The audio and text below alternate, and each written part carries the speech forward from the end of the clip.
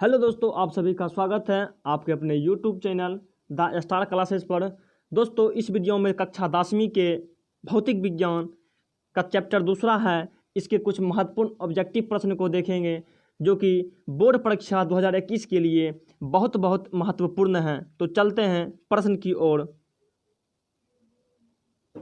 देखिए दोस्तों, चैप्टर दूसरा है और चैप्टर का नाम है मानव नेत्र तथा रंग बिरंगा संसार। तो इसके जितने भी ऑब्जेक्टिव महत्वपूर्ण इंपॉर्टेंट सवाल हैं, सब सवाल को इसमें देखेंगे और देखते हैं पहला प्रश्न। देखिए पहला प्रश्न देखिए क्या है। पहला प्रश्न आपके स्क्रीन पर आता हुआ और पहला प्रश्न है, मानव नेत्र के किस भाग पर किसी वस्तु का प्रतिबिंब बनता है?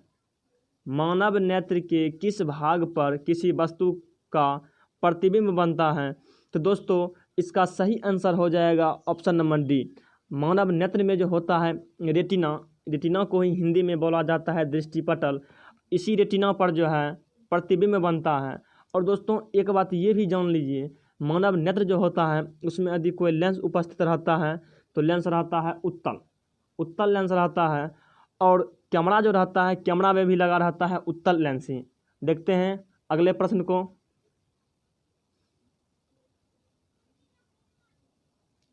देखिए दोस्तों, दूसरा प्रश्न क्या है?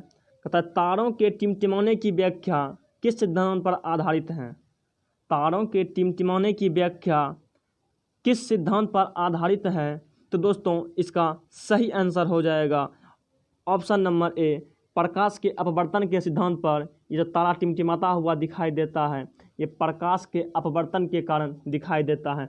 दोस्तों, इस घटना पर आधारित कुछ और एग्जाम्पल हैं। जैसे मान लीजिए कोई कांच के गिलास में है जो कोई सिक्का रखा हुआ है, तो सिक्का पूरा पेंदी पर रखा हुआ रहता है और पेंदी से थोड़ा उठा हुआ दिखाई पड़ता है, यानी कि अपने वास्तविक गहराई से थोड़ा उठा हुआ दिखाई देता है। तो ये भी जो है प्रकाश के अपवर्तन के ही कारण होता है। देखते हैं अगले क्वेश्चन, देखते हैं क्वेश्चन नंबर तीसरा।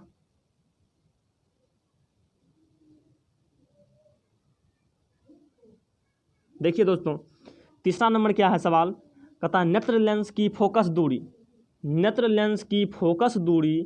अधिक हो जाने से कौन सा दृष्टि दोष होता है? नेत्र लेंस की फोकस दूरी अधिक हो जाने से कौन सा दृष्टि दोष होता है? तो दोस्तों, इसका सही आंसर हो जाएगा ऑप्शन नंबर बी, दूरदृष्टि दोष। देखिए दोस्तों, जब नेत्र लेंस की फोकस दूरी अधिक हो जाएगा तो उसमें दूरदृष्टि हो जाएगा, और जब नेत्र लेंस की फोकस दूरी कम हो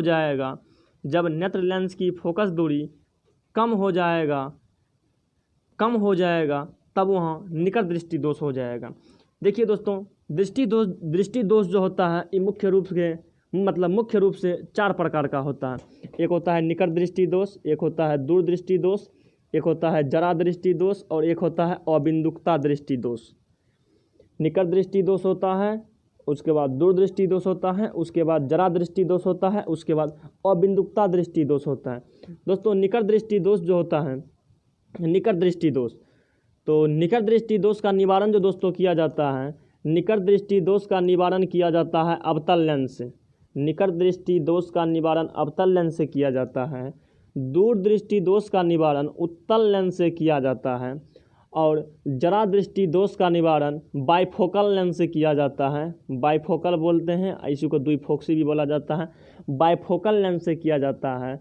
और अबिंदुकता दृष्टि दोष जो होता है, यानी कि इसका निवारण जो है बेलनाकार लेंस से किया जाता है। तो इस टाइप का प्रश्न जो है आगे देखने को मिलेगा। फिलहाल चलते हैं अगले क्वेश्चन की ओर और देखते हैं क्वेश्चन नंबर 4। देखिए दोस्तों, प्रश्न नंबर 4 है, कहता है नेत्र में किसी वस्तु का बना प्रतिबिंब होता है। तो दोस्तों, मानव नेत्र में लेंस रहता है उत्तल लेंस, और उसमें प्रतिबिंब जो बनता है वह हमेशा वास्तविक बनता है और वास्तविक प्रतिबिंब हमेशा उल्टा होता है। वास्तविक के साथ साथ उल्टा और उल्टा के साथ साथ छोटा। तो इसका सही आंसर हो जाएगा ऑप्शन नंबर सी, वास्तविक उल्टा तथा छोटा। और देखते हैं फिर अगले क्वेश्चन।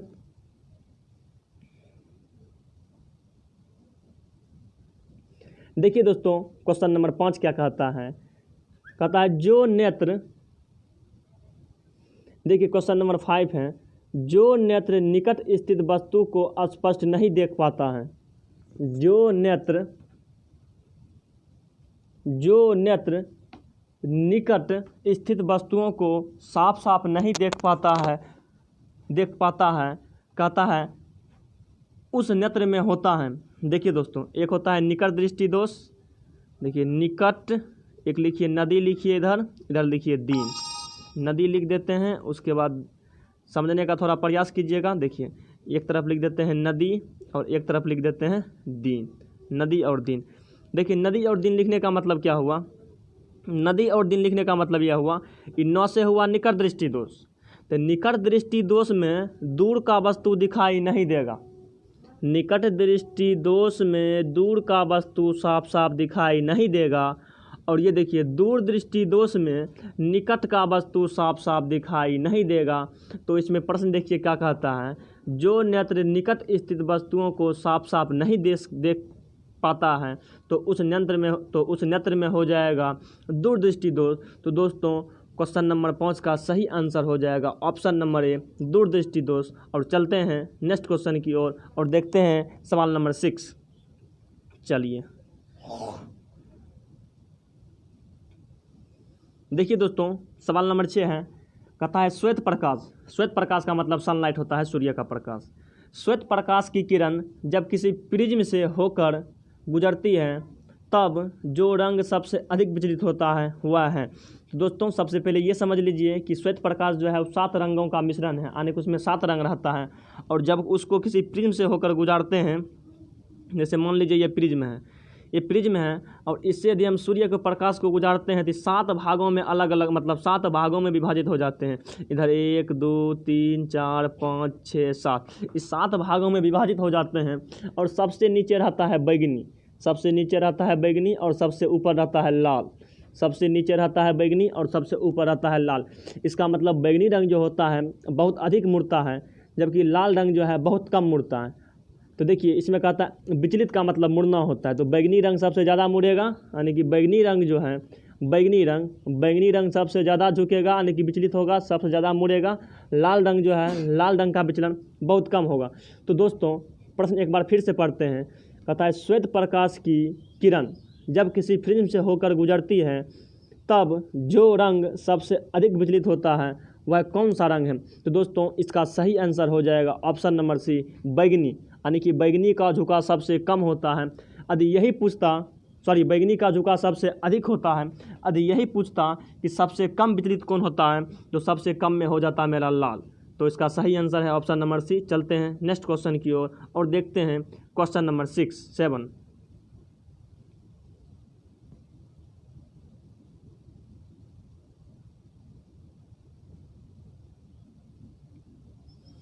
देखिए क्वेश्चन नंबर 7 क्या है, अपने लेंस की फोकस दूरी को बदलकर दूर या निकट की वस्तु को साफ साफ देख सकने के आँख के गुण को क्या कहते हैं। अपने लेंस की फोकस दूरी को बदलकर दूर या निकट की वस्तु को साफ साफ देख सकने के आँख के गुणों को क्या कहते हैं। तो दोस्तों इसका सही आंसर हो जाएगा ऑप्शन नंबर बी, समंजन शक्ति बोला जाता है, समंजन शक्ति। देखते हैं क्वेश्चन नंबर 8 को।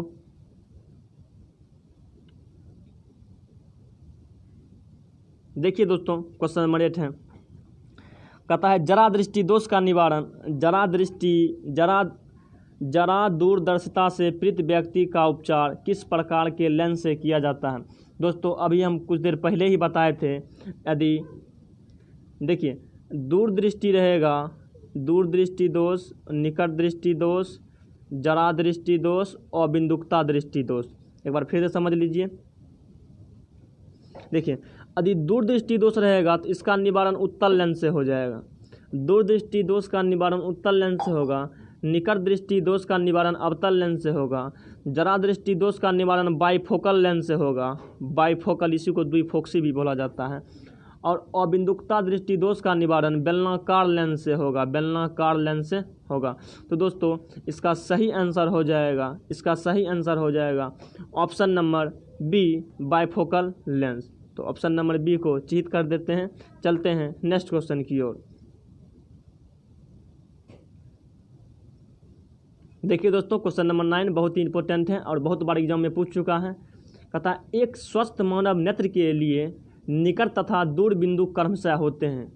एक स्वस्थ मानव नेत्र के लिए निकट तथा दूर बिंदु क्रमशः होते हैं। तो दोस्तों इसका सही आंसर हो जाएगा ऑप्शन नंबर डी, यानी कि स्पष्ट दृष्टि का जो है न्यूनतम दूरी होता है और 25 सेंटीमीटर, और अधिकतम दूरी का यदि बात करेंगे तो वो मेरा हो जाएगा अनंत तक। देखते हैं नेक्स्ट क्वेश्चन।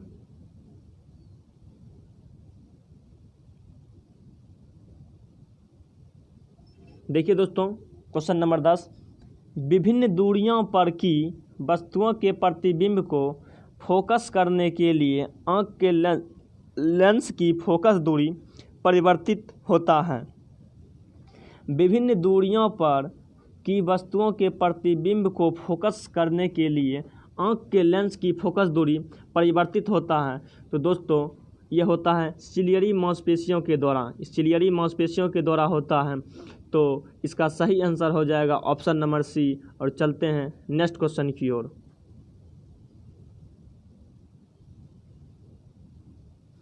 देखिए दोस्तों सवाल नंबर 11, ये भी क्वेश्चन बहुत ही इंपॉर्टेंट है। कहता है जो नेत्र दूर स्थित वस्तुओं को स्पष्ट नहीं देख पाता है उस नेत्र में होता है।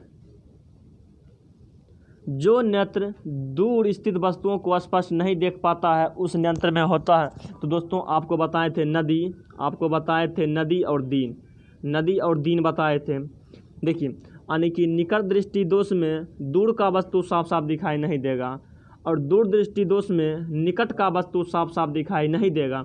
इसमें कहता है दूर स्थित वस्तुओं को स्पष्ट नहीं देख पाता है। दूर मतलब जो है दूर स्थित वस्तुओं को स्पष्ट नहीं देख पाता है। तो दोस्तों इसका सही आंसर हो जाएगा ऑप्शन नंबर बी, यानी कि निकट दृष्टि दोष। और चलते हैं नेक्स्ट क्वेश्चन की ओर।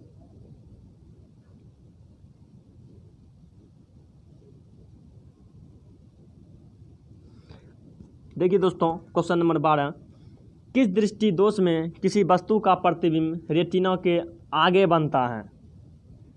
किस दृष्टि दोष में किसी वस्तु का प्रतिबिंब रेटिना के आगे बनता है।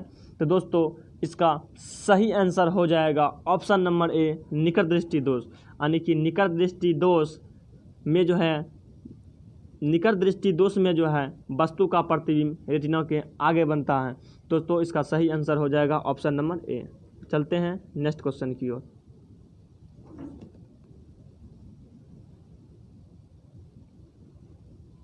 चलिए देखिए नेक्स्ट क्वेश्चन क्या है दोस्तों। क्वेश्चन नंबर 13 देखिए, कहता है नेत्र की समंजन क्षमता, नेत्र की समंजन क्षमता कम हो जाने से उत्पन्न होता है। दोस्तों नेत्र की समंजन क्षमता जब कम हो जाता है तब जो दृष्टि दोष उत्पन्न होता है दोस्तों उसको बोला जाता है जरा दृष्टि दोष। तो इसका सही आंसर हो जाएगा ऑप्शन सी। और चलते हैं नेक्स्ट क्वेश्चन की ओर।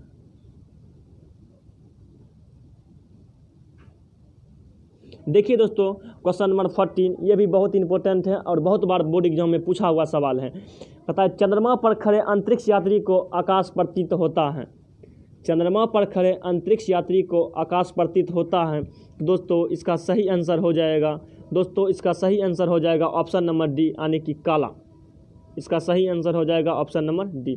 चलते हैं नेक्स्ट क्वेश्चन की ओर। देखिए दोस्तों क्वेश्चन नंबर 15, कहता है श्वेत रंग कितने रंगों के मेल से बना है। तो दोस्तों श्वेत रंग जो है कितने रंगों के मेल से बना है। तो दोस्तों ये बात पहले भी बता दिए थे, यानी सूर्य का प्रकाश जो होता है जिसको श्वेत प्रकाश कहा जाता है वह 7 रंगों का मिश्रण होता है। तो दोस्तों इसका सही आंसर हो जाएगा ऑप्शन नंबर डी। और एक बात ये भी जान लीजिए कि श्वेत रंग जो होता है इस 7 वर्णों का मेल होता है। यदि इस बात को कोई सबसे पहले साबित किए तो साबित करने का काम किए थे न्यूटन ने ही सबसे पहले साबित कर दिए थे कि सूर्य प्रकाश जो है 7 रंगों का मिश्रण होता है। चलते हैं नेक्स्ट क्वेश्चन की ओर और देखते हैं क्वेश्चन नंबर 16। देखिए दोस्तों, क्वेश्चन नंबर 16 का आता है, दृश्य प्रकाश में किस वर्ण का तरंग दैर्ध्य अधिकतम होता है? दृश्य प्रकाश में किस वर्ण का तरंग दैर्ध्य अधिकतम होता है? तो दोस्तों ये भी सवाल बहुत इंपॉर्टेंट है और बहुत परीक्षा में बहुत बार पूछा हुआ है। दृश्य प्रकाश में किस वर्ण का तरंग दैर्ध्य अधिकतम होता है? तो दोस्तों देख लीजिए, दृश्य प्रकाश जो होता है यानी कि श्वेत प्रकाश को जब हम प्रिज्म से गुजारते हैं तो 7 रंगों में जो है टूट जाता है और सबसे नीचे आ जाता है बैगनी और सबसे ऊपर पर आ जाता है लाल। देखिए, जिसका विचलन जितना अधिक होगा उसका तरंग दैर्ध्य उतना कम होगा। तो सबसे ज़्यादा विचलन होता है बैगनी का, तो बैगनी का तरंग दैर्ध्य सबसे कम होगा और लाल रंग का विचलन सबसे कम होता है, इसीलिए लाल रंग का तरंग दैर्ध्य सबसे अधिक होगा। तो दोस्तों इसका सही आंसर हो जाएगा ऑप्शन नंबर बी। और देखिए, यहाँ से एक क्वेश्चन ये भी पूछा जाता है कि जहाँ भी खतरा का संकेत दिया जाता है, खतरा का संकेत में लाल रंग का ही प्रयोग क्यों किया जाता है? तो क्योंकि इसका तरंग दैर्ध्य बहुत अधिक होता है, इसीलिए जो है खतरा का जो संकेत होता है उसे लाल रंग से ही सूचित किया जाता है। चलते हैं नेक्स्ट क्वेश्चन की ओर और देखते हैं क्वेश्चन नंबर 17। देखिए दोस्तों, क्वेश्चन नंबर 17 है, कहता है इंद्रधनुष का बनना किस परिघटना पर आधारित है? इंद्रधनुष का बनना किस घटना पर आधारित है? तो दोस्तों इसका सही आंसर हो जाएगा ऑप्शन नंबर सी, प्रकाश का वर्ण विक्षेपण। प्रकाश का जब वर्ण विक्षेपण की घटना होता है तब जाकर के इंद्रधनुष बनता है, यानी कि इंद्रधनुष बनने की घटना जो है ये प्रकाश के वर्ण विक्षेपण पर आधारित है। दोस्तों चलते हैं नेक्स्ट क्वेश्चन की ओर। फिर देखिए, ये भी सवाल पहले बता चुके थे कि जो नेत्र निकट स्थित वस्तु को साफ नहीं देख सकता है, जो नेत्र निकट स्थित वस्तु को साफ नहीं देख सकता है उस नेत्र में होता है। देखिए दोस्तों, निकट की वस्तु को साफ साफ नहीं देखेगा, यानी कि इसमें लिख सकते हैं नदी। देखिए नदी में क्या होता है, नदी में यानी कि निकट दृष्टि दोष में दूर का वस्तु साफ साफ दिखाई नहीं देगा। और एक बताए थे दिन, दूर दृष्टि दोष में निकट का वस्तु साफ साफ दिखाई नहीं देता है। कहता है निकट की वस्तु साफ साफ दिखाई नहीं देगा तो उसके आंख में हो जाएगा दूर दृष्टि दोष। तो दोस्तों इसका सही आंसर हो जाएगा ऑप्शन नंबर ए, बिल्कुल करेक्ट है। और चलते हैं नेक्स्ट क्वेश्चन की ओर और देखते हैं सवाल नंबर 19। देखिए दोस्तों, ये भी क्वेश्चन बोर्ड एग्जाम में पूछा हुआ है। कहता है किसी कोलाइडी विलयन में निलंबित कणों से प्रकाश के प्रकीर्णन को कहा जाता है? किसी कोलाइडी विलयन में निलंबित कणों से प्रकाश के प्रकीर्णन को कहा जाता है? तो दोस्तों इसका सही आंसर हो जाएगा ऑप्शन नंबर सी, टिंडल प्रभाव। टिंडल प्रभाव उसको कहा जाता है। चलते हैं नेक्स्ट क्वेश्चन की ओर। देखिए दोस्तों, ये भी सवाल बहुत ही इंपॉर्टेंट है। कहता है सामान्य नेत्र की दूरबिंदु होती है। सामान्य नेत्र के लिए दूरबिंदु होता है। तो दोस्तों सामान्य नेत्र के लिए दूरबिंदु जो होता है यह अनंत पर होता है, एक अनंत पर होता है। तो दोस्तों इसका सही आंसर हो जाएगा अनंत पर। और दोस्तों एक सवाल ये पूछेगा कि न्यूनतम दूरी क्या होगा, चाहे न्यूनतम पूछेगा या लघुत्तम पूछेगा तब हो जाएगा 25 सेंटीमीटर। अल्पतम कहेगा या न्यूनतम कहेगा तब जाकर के 25 सेंटीमीटर। यदि दूरबिंदु कहेगा तब हो जाएगा अनंत पर। चलते हैं नेक्स्ट क्वेश्चन की ओर। देखिए दोस्तों, क्वेश्चन नंबर 21 कहता है निकट दृष्टि दोष वाले व्यक्ति के चश्मे में होता है। निकट दृष्टि दोष वाले व्यक्ति के चश्मे में होता है। तो दोस्तों इसका सही आंसर हो जाएगा दोस्तों निकट दृष्टि दोष। तो इसका सही आंसर हो जाएगा ऑप्शन नंबर बी, अवतल लेंस। चलते हैं नेक्स्ट क्वेश्चन की ओर। देखिए दोस्तों, सवाल नंबर 22 कहता है मानव नेत्र में उपस्थित लेंस है। मानव नेत्र में उपस्थित लेंस है। तो दोस्तों इसका सही आंसर हो जाएगा ऑप्शन नंबर ए, यानी कि मानव नेत्र में जो लेंस रहता है उपस्थित वह उत्तल लेंस होता है। चलते हैं नेक्स्ट क्वेश्चन की ओर। देखिए क्वेश्चन नंबर 23 है, कहता है निम्न में से किस दृष्टि दोष में नेत्र को क्रिस्टलीय लेंस धुंधला अपारदर्शी हो जाता है?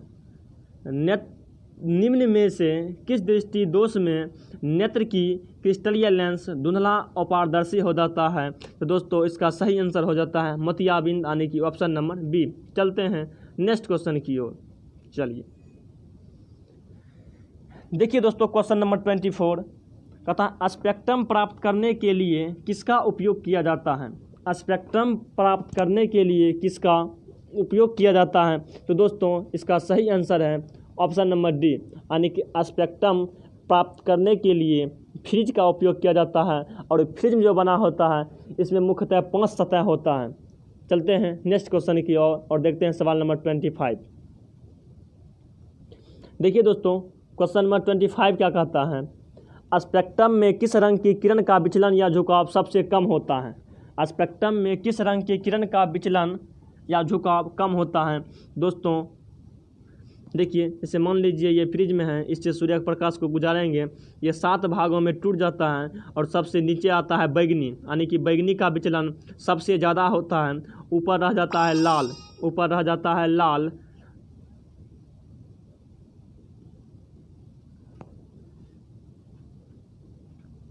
ऊपर दोस्तों रह जाता है लाल। तो देखिए ऊपर लाल रह जाता है, थोड़ा सा फिर से यहाँ दिखाते हैं।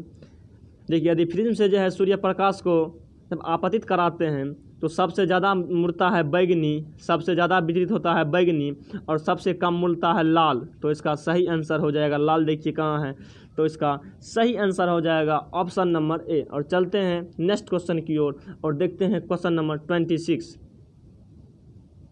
देखिए दोस्तों क्वेश्चन नंबर 26 कहता है दीर्घ दृष्टि के निवारण के लिए उपयोग किया जाता है। दीर्घ का मतलब होता है दूरदृष्टि दोष। तो दोस्तों दूरदृष्टि दोष का निवारण उत्तल लेंस से किया जाता है। तो इसका सही आंसर हो जाएगा ऑप्शन नंबर बी। देखिए थोड़ा सा एक कॉन्सेप्ट और समझ लीजिए, एक होता है दूर और एक होता है निकट। देखिए दूर में कहा जाए तो 2 गो शब्द हैं, यानी कि 2 गो अक्षर हैं। निकट में देखिए 3 गो अक्षर हैं, तो 2 के बाद इसमें कर दीजिएगा 3 और 3 के बाद इसमें कर दीजिएगा 4, यानी कि दूरदृष्टि पूछेगा तो यहाँ हो जाएगा उत्तल लेंस, यदि निकट दृष्टि पूछेगा तो यह हो जाएगा अवतल लेंस। चलते हैं फिर नेक्स्ट क्वेश्चन की ओर और देखते हैं क्वेश्चन नंबर 27। चलिए 27 आ गया। देखिए 27 कहता है प्रिज्म से प्रकाश की कौन सी घटना घटती है। प्रिज्म से प्रकाश की कौन सी घटना घटती है। तो दोस्तों प्रिज्म से प्रकाश के बंद विक्षेपण का घटना घटती है। तो इसका सही आंसर हो जाएगा ऑप्शन नंबर सी। और चलते हैं नेक्स्ट क्वेश्चन की ओर और देखते हैं क्वेश्चन नंबर 28। देखिए दोस्तों सवाल नंबर 28 में क्या कहता है, प्रकाश के किस रंग का तरंग दैर्ध्य सबसे कम होता है। प्रकाश के किस रंग का तरंग दैर्ध्य सबसे कम होता है। तो दोस्तों सबसे अधिक होता है लाल रंग का और सबसे कम तरंग दैर्ध्य होता है बैगनी रंग का। तो दोस्तों इसका सही आंसर हो जाएगा ऑप्शन नंबर ए। और चलते हैं नेक्स्ट क्वेश्चन की ओर, देखते हैं क्वेश्चन नंबर 29। दोस्तों ये भी क्वेश्चन बहुत ही इंपॉर्टेंट है। और देखिए क्वेश्चन क्या है, कहता है आकाश का रंग नीला प्रतीत होता है। आकाश का रंग नीला प्रतीत होता है। तो दोस्तों इसका सही आंसर हो जाएगा प्रकाश के प्रकीर्णन का कारण, यानी कि ऑप्शन नंबर बी। प्रकाश के प्रकीर्णन का कारण जो है आकाश का रंग नीला प्रतीत होता है। चलते हैं नेक्स्ट क्वेश्चन की ओर। देखिए दोस्तों क्वेश्चन नंबर 30 है, कहता है आंख व्यवहार होता है। आंख व्यवहार होता है। तो दोस्तों आंख जो मेरा व्यवहार करता है ये उत्तल लेंस की तरह कार्य करता है। तो दोस्तों इसका सही आंसर हो जाएगा ऑप्शन नंबर बी, उत्तल लेंस। चलते हैं क्वेश्चन नंबर 21 की ओर। देखिए दोस्तों क्वेश्चन नंबर 21 है, कहता है एक साधारण प्रिज्म कितने सतह से घिरा होता है। एक साधारण प्रिज्म कितने सतह से घिरा होता है। तो दोस्तों इसका सही आंसर हो जाएगा ऑप्शन नंबर सी, यानी कि 5। प्रिज्म जो होता है वह 5 सतहों से घिरा होता है। चलते हैं नेक्स्ट क्वेश्चन की ओर। देखिए दोस्तों क्वेश्चन नंबर 32। देखिए कहता है यदि किसी वस्तु का प्रतिबिंब रेटिना के पीछे बनता है, यदि किसी वस्तु का प्रतिबिंब रेटिना के पीछे बनता है तो वह व्यक्ति किस दृष्टि दोष से पीड़ित है। दोस्तों यदि रेटिना के पीछे बनेगा तो वो दूरदृष्टि दोष होगा, यदि रेटिना के आगे बनेगा तो निकट दृष्टि दोष होगा। तो दोस्तों इसका सही आंसर हो जाएगा ऑप्शन नंबर ए। और चलते हैं नेक्स्ट क्वेश्चन की ओर और देखते हैं क्वेश्चन नंबर 33। देखिए क्या है, कहता है किसी माध्यम में छोटे छोटे कणों के निलंबन को कहा जाता है। किसी माध्यम में छोटे छोटे कणों के निलंबन को कहा जाता है। तो दोस्तों इसका सही आंसर हो जाएगा ऑप्शन नंबर ए, उसको कोलाइड कहा जाता है, कोलाइड। चलते हैं नेक्स्ट क्वेश्चन की ओर और देखते हैं क्वेश्चन नंबर 34। ये भी बहुत इंपॉर्टेंट सवाल है और बहुत बार बोर्ड एग्जाम में पूछा हुआ है। कहता है नेत्र गोलक का व्यास कितना होता है। नेत्रगोलक का व्यास लगभग कितना होता है? तो दोस्तों इसका सही आंसर हो जाएगा ऑप्शन नंबर ए 2.3 सेंटीमीटर लगभग में होता है, यानी कि 2.3 सेंटीमीटर। चलते हैं नेक्स्ट क्वेश्चन की ओर और देखते हैं क्वेश्चन नंबर 35 में है, कहता है विद्युत सिग्नल कौन उत्पन्न करता है? विद्युत सिग्नल कौन उत्पन्न करता है? तो दोस्तों इसका सही आंसर हो जाएगा ऑप्शन नंबर बी प्रकाश सुग्राही। और चलते हैं क्वेश्चन नंबर 36 की ओर और देखते हैं अंतिम क्वेश्चन है, सिग्नलों की व्याख्या कहाँ होती है? तो दोस्तों सिग्नलों की व्याख्या जो होती है ये मस्तिष्क में होती है। तो आज देखिए इस वीडियो के अंतर्गत 36 सवाल जो कि कक्षा 10वीं के दूसरे अध्याय का बहुत इंपॉर्टेंट था। अगर आप इसका PDF लेना चाहते हैं तो इसके PDF का लिंक मैंने डिस्क्रिप्शन में दे रखा है, आप वहां से जा कर के PDF प्राप्त कर सकते हैं। और वीडियो को अंत तक देखने के लिए बहुत धन्यवाद। मिलते हैं अगले वीडियो में बहुत ही जल्द।